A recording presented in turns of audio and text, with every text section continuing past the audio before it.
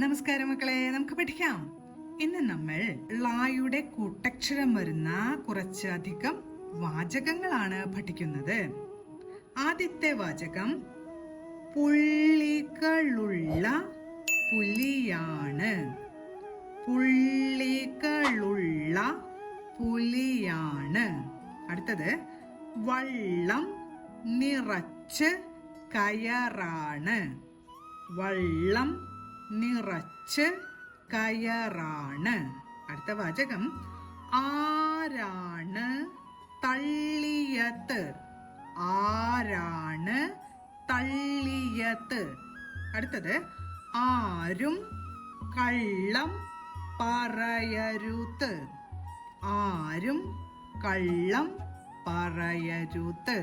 അടുത്തത് മനു പള്ളിക്ക് അരികിലാണ്. മനു പള്ളിക്ക് അരികിലാണ്. മനു പള്ളിക്ക് അരികിലാണ്. അടുത്ത വാചകം അത് വലിയ പള്ളിക്കൂടമാണ്. അത് വലിയ പള്ളിക്കൂടമാണ്. അത് വലിയ പള്ളിക്കൂടമാണ്. അടുത്ത വാചകം വള്ളിയിലാണ് കിളികളുള്ളത്.